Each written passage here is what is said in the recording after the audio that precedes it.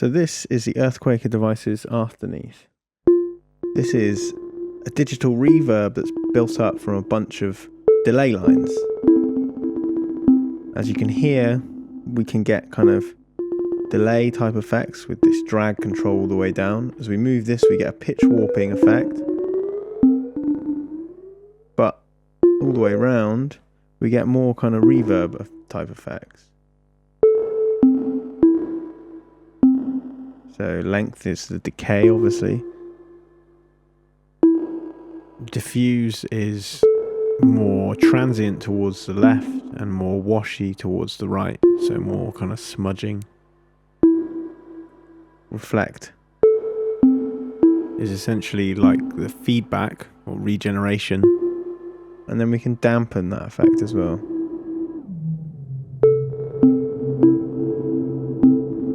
Goes into self-oscillation quite easily.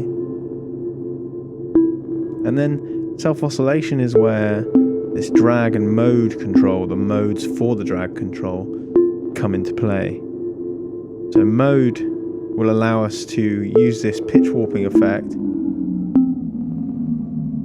but have that quantized to pitches. So we have various different modes around here which will tune this drag to quantized pitches.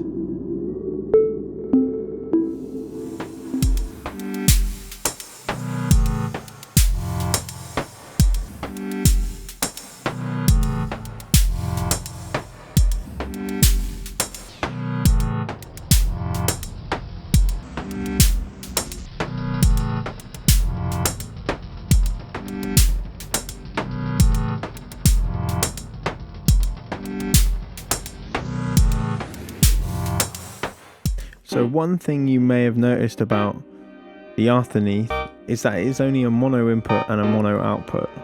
So we can get around this, however, with using this reflect send to create a kind of pseudo stereo effect.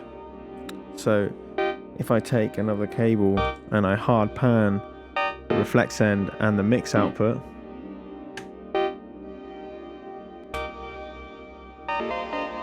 so you can hear my mix on the right hand side and obviously the reflect send on the left. And this is giving us quite an effective stereo effect. Turn the mix up, kill the dry signal. Now we have a very nice stereo reverb.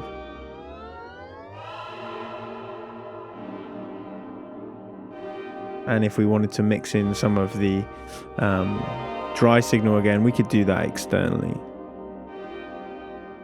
Now I've got this in the second mode here, so this is an unquantized mode, and this I've done this because this allowed me to create a kind of chorusing effect, so I could create a chorused reverb.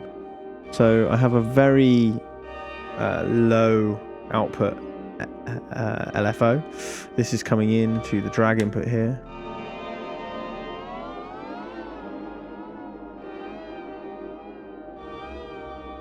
So what I mean by low output is that I've put the LFO through an attenuator before coming in here. These are the attenuverters here. However, I found that if I didn't attenuate before coming into here, it was just, the effect was too deep for what I was trying to achieve.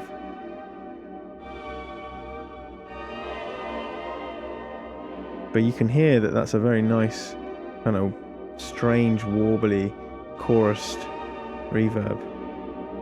And it is self-oscillating there, you can hear. Especially in the low harmonics, there's a lot going on there.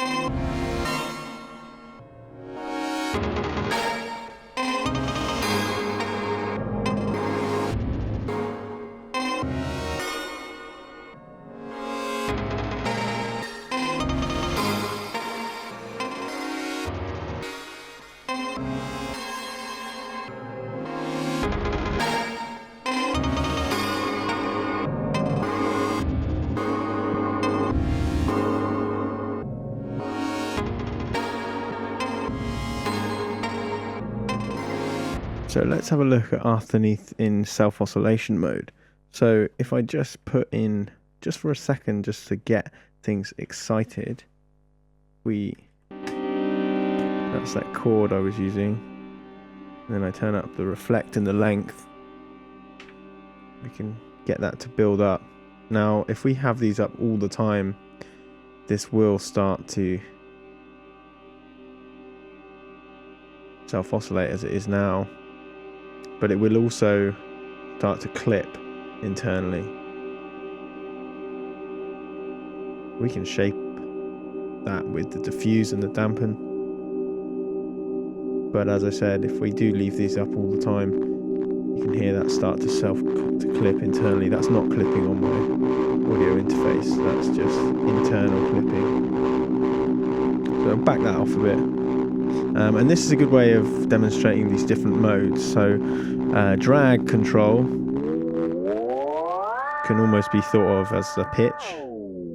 I mean, in this first mode, we're just completely unquantized.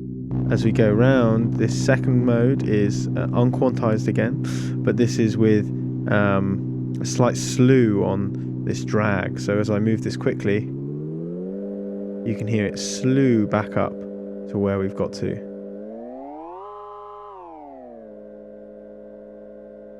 Now the next mode is unquantized, but this means that this input will now track volt per octave, which is useful.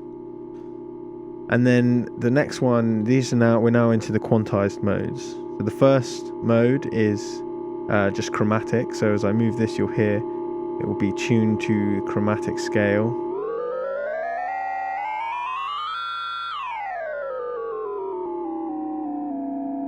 And then we have a major scale.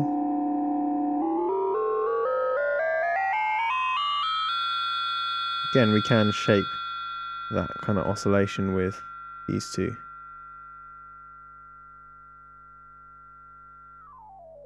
Then we have a minor.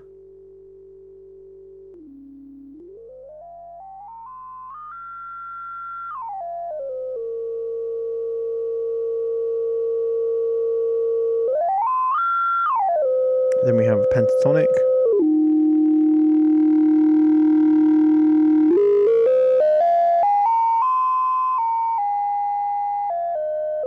Then we have octaves and fifths. And finally, we just have octaves.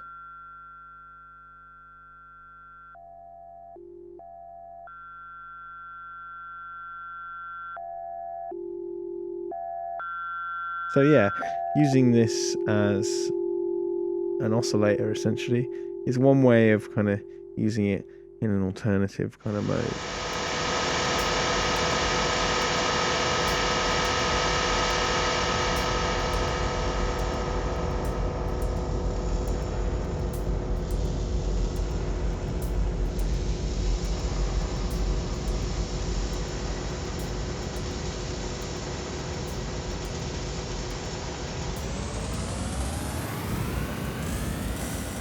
So here's a patch to demonstrate some of those kind of pitched reverb effects. So we have our dry signal, which is this. Turn up some of that mix there. Now I've done this reflect send stereo width thing.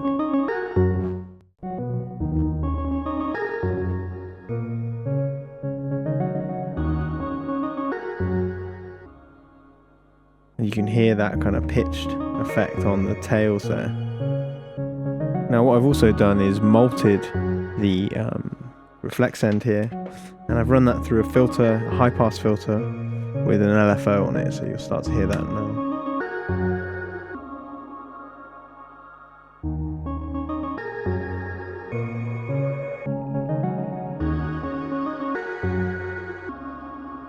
So I'd say if you're looking for a reverb that's kind of on the slightly stranger end of things, then Afterneath may well be for you.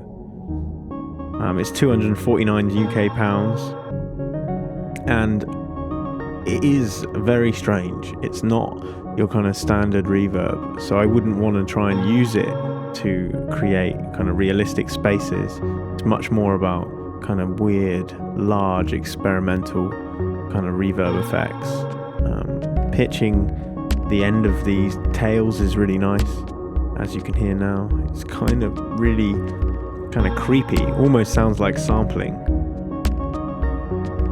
But yeah, that is the Afterneath Earthquaker Devices Afterneath. Thanks for watching.